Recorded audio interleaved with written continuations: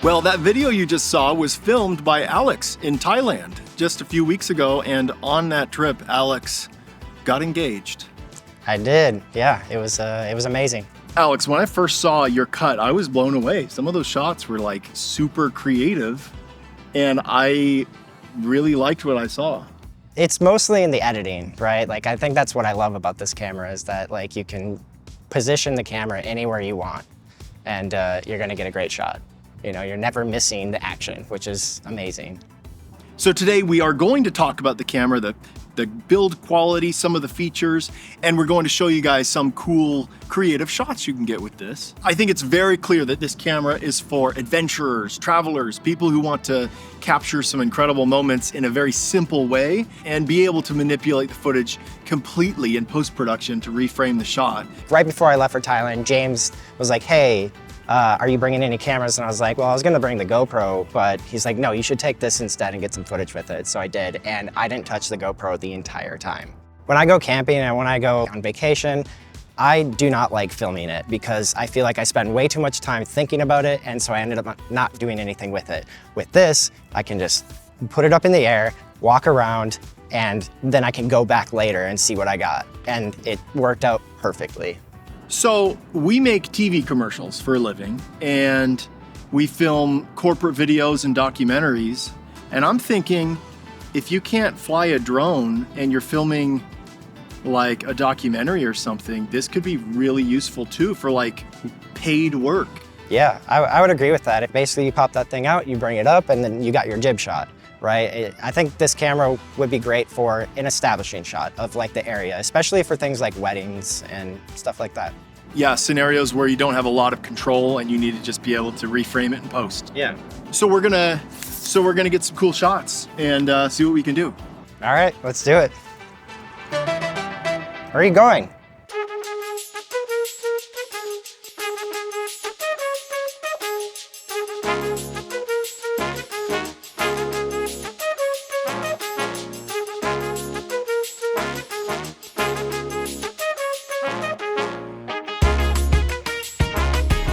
So that move that I just did was so easy because this is so lightweight. I don't know what it's gonna look like, but I was just swooping it around. The nice thing is you can bring your phone with you or your iPad, and you can view it right there because it connects to the phone. You don't have to take the card out or anything.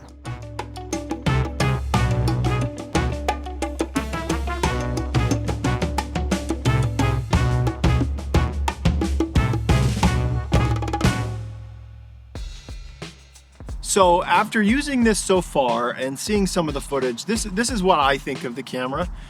I think that the image quality, you know, isn't as good as a super expensive camera, like a $20,000 camera, obviously.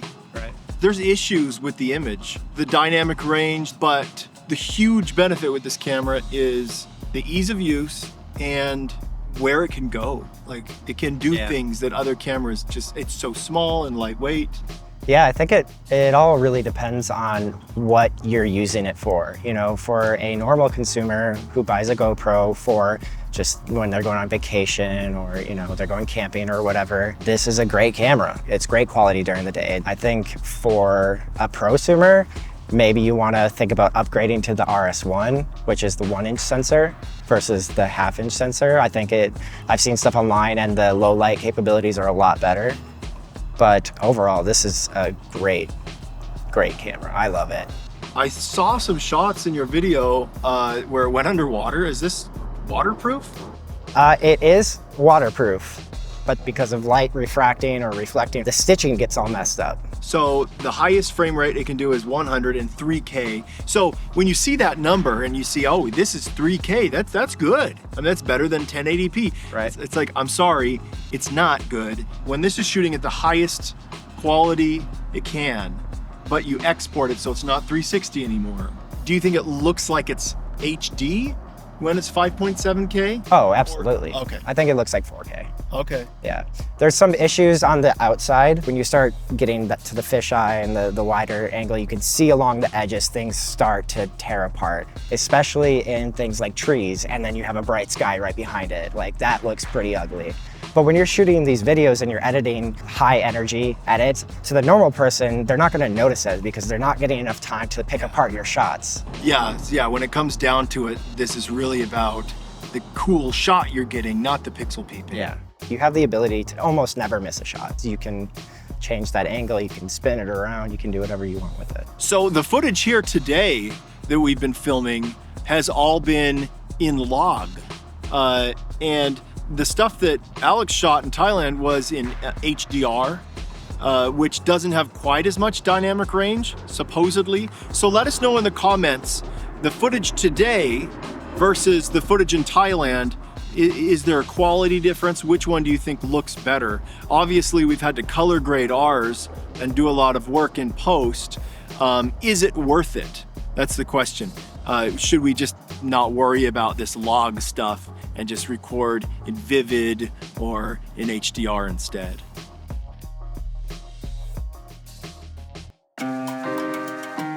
You can see here when I was filming Alex earlier, I scraped the camera on the ground. Luckily, I didn't scrape the lens.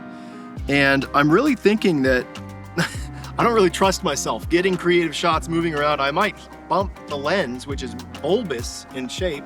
And I would be concerned about the lenses protruding, kind of coming out like that, but they do have lens guards. I don't know how that affects the quality. I think it's solid. Yeah, it actually feels very well made, and the screen is fantastic. One thing to note, they have like little red marks. Can you kind of see that? So sometimes when you close these things, they'll get stuck from grime or whatever getting built up, and it'll like just be slightly open. Just make sure that you check all those things before you bring it anywhere underwater. So if you're doing like a quick interview or something with somebody for content, this would be another great camera. You just set it up. There's a lot of uses for this thing.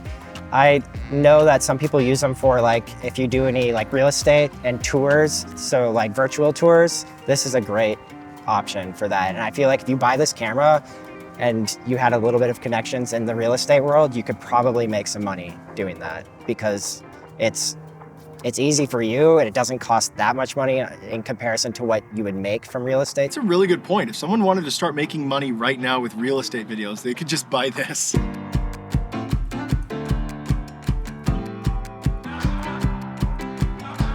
This is a test here to see what this camera performs like as a selfie camera. I mean, if you're a content creator and you're walking around and you want to get some shots of you talking to a camera, well, this is what it looks like. You can even see yourself in the camera screen, which is fantastic. As you walk around, just making sure you look good. You don't have to worry about the framing. All you can focus on is the content. What are you talking about? That's the most important thing.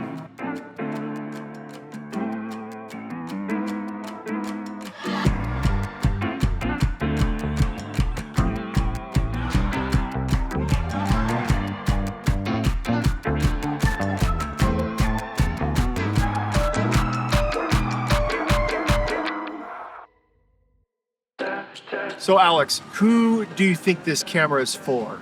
So mainly for people who are just trying to capture their memories. One of my favorite parts was going back through the footage, and in between locations, we were in the van for hours on end, and we would just get on my iPad and we would just go back through the footage that we just captured. And we had so much fun listening to the things that we were saying that we didn't know we were capturing. You just look back and you laugh at those things, and it kind of just puts you back there.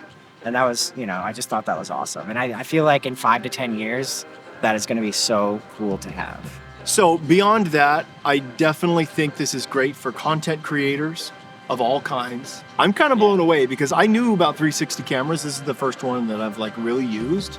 And the image quality on this is so good. Now, can a GoPro technically look better?